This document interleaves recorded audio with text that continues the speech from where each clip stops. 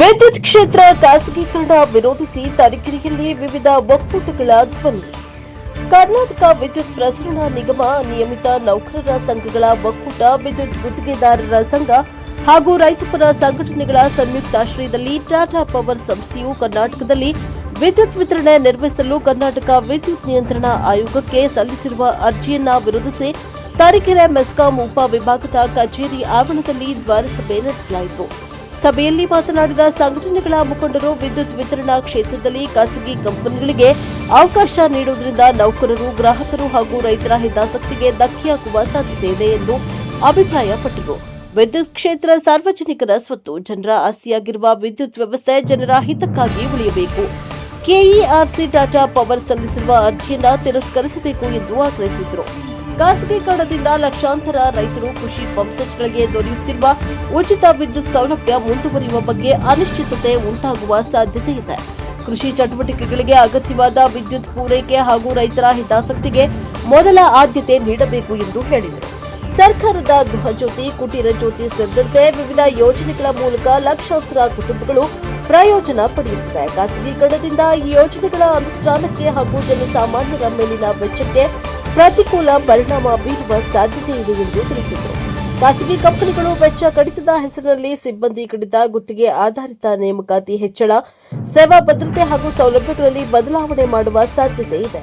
ಗ್ರಾಮೀಣ ಪ್ರದೇಶದ ಬಡವರು ಮತ್ತು ಮಧ್ಯಮ ವರ್ಗದ ಜನರಿಗೆ ಕೈಗೆಟುಕುವ ದರದಲ್ಲಿ ವಿದ್ಯುತ್ ಪೂರೈಕೆ ಮಾಡುವ ಸಾಮಾಜಿಕ ಬದ್ಧತೆ ದುರ್ಬಲವಾಗಬಹುದು. ವಿದ್ಯುತ್ ದರ ಹೆಚ್ಚಳದ ಹೊರೆ ಜನರ ಮೇಲೆ ಬೀಳುವ ಸಾಧ್ಯತೆ ಇದೆ ಎಂದು ಮುಖಂಡರು ಎಚ್ಚರಿಕೆ ನೀಡಿದ್ದಾರೆ. ಸರ್ಕಾರಿ ಸ್ವಾಮ್ಯದ ವಿದ್ಯುತ್ ಸಂಸ್ಥೆಗಳು ಸರ್ಕಾರದ ಅಧೀನದಲ್ಲಿದ್ದರೆ ಜನರ ಹಿತ, ರೈತರ ಹಿತ, ನೌಕರರ ಹಿತ ಹಾಗೂ ಸಾಮಾಜಿಕ ನ್ಯಾಯವನ್ನು ಕಾಪಾಡಲು ಸಾಧ್ಯ ಎಂದು ಒತ್ತಾಯಿಸಿದ್ದಾರೆ. ದ್ವಾರಸಭೆಯಲ್ಲಿ ಪುರಸಭೆ ಮಾಜಿ ಅಧ್ಯಕ್ಷ ಗೋಪಿಕುಮಾರ್, ನರೇಂದ್ರ, ಕನ್ನಡಪರ ಹೋರಾಟಗಾರ ಭಗವಾನ್, ಕಿಸಾನ್ ತಾಲೂಕಾ ಸಂಘದ ಅಧ್ಯಕ್ಷ ಚಂದಪ್ಪ, ನಿವೃತ್ತ ನೌಕರರ ಸಂಘದ ಅಧ್ಯಕ್ಷ ಶಿವಣ್ಣ, ಮೆಸ್ಕಾಂ ಎಡಬಲಿ ಮಂಜುನಾಥ್ ನಾಯ್ಕ, ಕೆಪಿಟಿಸಿಎಲ್ ಎಡಬಲಿ ಗಿರೀಶ್, ಗುತ್ತಿಗೆದಾರರ ಸಂಘದ ಅಧ್ಯಕ್ಷ ಜಿಯಾವುಲ್ಲಾ ಖಾನ್ ಸೇರಿದಂತೆ ನೌಕರರು, ವಿದ್ಯುತ್ ಗುತ್ತಿಗೆದಾರರು, ರೈತ ಮುಖಂಡರು ಹಾಗೂ ವಿವಿಧ ಸಂಘಟನೆಗಳ ಸದಸ್ಯರು ಭಾಗವಹಿಸಿದ್ದರು. ಬ್ಯೂರೋ ರಿಪೋರ್ಟ್ ಪ್ರದೀಪ್ ಹೆಚ್ಚಿ, ಪ್ರಶಾಪವರ್ ಟಿವಿ, ತರೀಕೆರೆ. ಕೈಯಲ್ಲಿ ಇವತ್ತು ನಮ್ಮ ಜವಾಬ್ದಾರಿಗಳನ್ನ ನಾವು ಅವ್ರಿಗೆ ಕೊಟ್ಟಿರ್ತಕ್ಕಂಥದ್ದು ಅಂತ ಇವತ್ತು ಸಾಬೀತಾಗ್ತಾ ಇದೆ. ಯಾಕೆ ಅಂತಂದರೆ ಇದನ್ನ ಮೆಸ್ಕಾಂ ಮತ್ತು ರೈತರು ಒಂದೇ ಕುಟುಂಬದ ಸದಸ್ಯರು. ಆ ಒಂದು ಸದಸ್ಯರನ್ನು ಬೇರ್ಪಡಿಸುವಂಥ ಒಂದು ಹುನ್ನಾರ. ಯಾಕೆ ಅಂತಂದ್ರೆ ಅವರಿಬ್ಬರು ಜೊತೆಲಿದ್ದಾಗ ಯಾವುದೇ ದೊಡ್ಡ ಶಕ್ತಿಗಳು ಬಂದರೂ ಅದನ್ನು ಯಾವ ಥರವಾದನ್ನು ಅದನ್ನು ಬೇರ್ಪಡಿಸೋಕ್ಕೆ ಸಾಧ್ಯ ಇಲ್ಲ.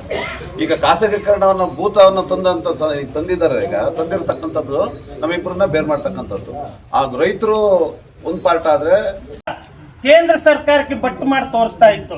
ಇಲ್ಲಿ ಮಾತಾಡೋದ್ರೆಲ್ಲ ನಂಗೆ ಗೊತ್ತಿಲ್ಲ ಸರ್ಕಾರದ ವಿರುದ್ಧ.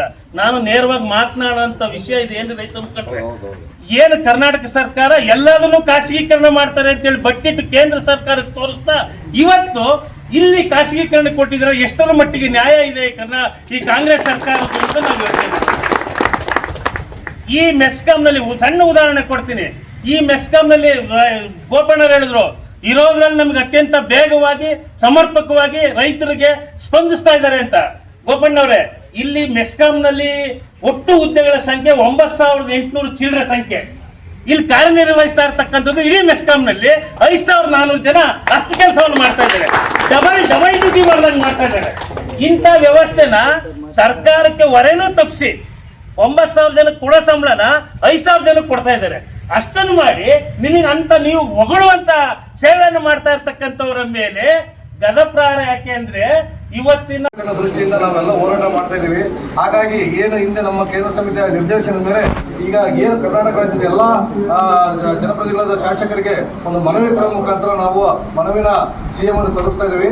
ಅದೇ ರೀತಿ ಈಗ ನಮ್ಮ ಕ್ಷೇತ್ರದ ಜನಪ್ರಿಯ ಶಾಸಕರು ಶ್ರೀರಾಮನ ನಮ್ಮ ಮೀಟ್ ಮಾಡೋ ಬಂದಿಗೆ ಅವರಿಗೆಲ್ಲ ತಮ್ಮೆಲ್ಲರ ಪರವಾಗಿ ನಾನು ಧನ್ಯವಾದಗಳನ್ನು ವಂದನೆಗಳನ್ನು. ಅದೇ ರೀತಿ ಈ ಒಂದು ಹೋರಾಟಕ್ಕೆ ಮೂಲ ನಮ್ಮ ರೈತರ ಮುಖಂಡರು ಬಂದಿದ್ದಾರೆ. ಅವ್ರಿಗೂ ಸಹ ಎಲ್ಲ ಪರವಾಗಿ ನಾನು ಧನ್ಯವಾದಗಳನ್ನು ಹೇಳ್ತೇನೆ. ಹಾಗೆ ಎಲ್ಲ ಬಂದಿದ್ದಾರೆ. ಈ ವಿಚಾರದ ಅಣ್ಣವ್ರಿಗೆ ಹೇಳ್ತಾ ಎಲ್ಲ ಅಧಿಕಾರಿಗಳು ಬಂದಿದ್ದಾರೆ. ಹಾಗಾಗಿ ಈಗ ನಿಮ್ಮೆಲ್ಲ ಪರವಾಗಿ ನಮ್ಮ ಮನವಿ ಸಲ್ಲಿಸ್ತಾ ಅಣ್ಣವರು ಈ ವಿಷಯದಲ್ಲಿ ದೊಡ್ಡ ಮಟ್ಟದಲ್ಲಿ ಹೋರಾಟ ಮಾಡಿ ನಮ್ಮನ್ನ, ನಮ್ಮ ರೈತರನ್ನ ಮತ್ತು ನಮ್ಮ ಸಾರ್ವಜನಿಕರನ್ನ ಉಳಿಸ್ಬೇಕು. ಈ ಒಂದು ಏನಪ್ಪ ಖಾಸಗೀಕರಣ ಮಾಡೋದು ತಡಿಲಿಕ್ಕೆ ಅಣ್ಣವ್ರ ನಮ್ಗೆ ಆಶೀರ್ವಾದ ಇರುತ್ತೆ ಅಂತ ತಿಳ್ಕೊಂಡು ಅವರಿಗೆ ಒಂದು ನಾವು ಮನವಿಯನ್ನು ಕೊಡ್ತಾ ಇದ್ದೀವಿ ತಮ್ಮೆಲ್ಲ ಪರವಾಗಿ. ಮನವಿ ಕೊಡಿ, ಇದೆಲ್ಲ ಏನ್ ಮಾಡಕ್ ಕೊಡ್ತೀರಾ? ನಾವು ಯಾವ ದಿನ ಪರ ಇರೋದು ಹಂಗಾಗಿ ಮಾಡ್ತಾ ಇದ್ದೇವೆ.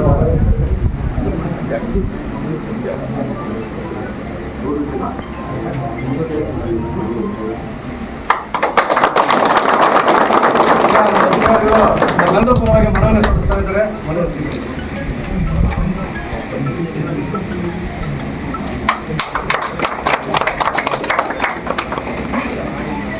ಈಗಾಗಲೇ ರಾಜ್ಯಾದ್ಯಂತ ವಿರೋಧವನ್ನು ವ್ಯಕ್ತಪಡಿಸ್ತಾ ಇದ್ದಾರೆ. ಅದೇ ರೀತಿ ನಾವು ತರೀಕೆರೆ ಉಪವಿಭಾಗ ವ್ಯಾಪ್ತಿಯಲ್ಲಿನೂ ಮಾಡ್ತಾ ಇದ್ದೀವಿ. ನಾವು ನಮ್ಮ ಎಂಪ್ಲಾಯಿಗಳು ಸಹ ಭಾಳ ಕಷ್ಟಪಟ್ಟು ಕೆಲಸ ಮಾಡ್ತಾ ಇದ್ದಾರೆ. ಈಗಾಗಲೇ ಅವರು ಟಾಟಾ ಕಂಪ್ನಿಯವರು ಬೇರೆ ಬೇರೆ ಕಡೆ ಒರಿಸ್ಸಾದಲ್ಲೂ ತಗೊಂಡಿದ್ದಾರೆ. ಅಲ್ಲಿ ತಗೊಂಡ್ರೂ ಅವರು 17% AT&C ಲಾಸಸ್ಸನ್ನೇ ಕಾಪಾಡ್ಕೊಂಡು ಹೋಗ್ತಾ ಇದ್ದಾರೆ ಈಗ 7-8 ವರ್ಷದಿಂದ. ಬಟ್ ನಮ್ಮಲ್ಲಿ ನಮ್ಮದು ಮೆಸ್ಕಾಮ್ದು 10 ಒಳಗಿದೆ, 10% ಒಳಗೆ ಲಾಸಸ್ಸಲ್ಲಿ ಮಾಡ್ತಾ ಇದ್ದೀವಿ. ಆದ್ದರಿಂದ ಬೇರೆ ಇದನ್ನು ಸಹ KERC ಇವನ್ನೆಲ್ಲ ಗಮನ ಹರಿಸ್ಕೊಂಡು ನಮ್ಮ ಮೆಸ್ಕಾಮ್ ಕಂಪ್ನಿಯು ಎಲ್ಲ ನೌಕರರು ಭಾಳ ಕಷ್ಟಪಟ್ಟು ಕೆಲಸ ಮಾಡಿ ವಿದ್ಯುತ್ ನಷ್ಟವನ್ನು ಕಡಿಮೆ ಮಾಡ್ತಾ ಇದ್ದಾರೆ. ಈ ಕಡಿಮೆ ಮಾಡ್ತಾ ಇರೋದನ್ನು ಗಮನಿಸಬಿಟ್ಟು ನಮ್ಮ ಕಂಪ್ನಿಯನ್ನು ನಮ್ಮ ನೌಕರರಿಗೆ ಬಿಟ್ಕೊಡುವಂಥ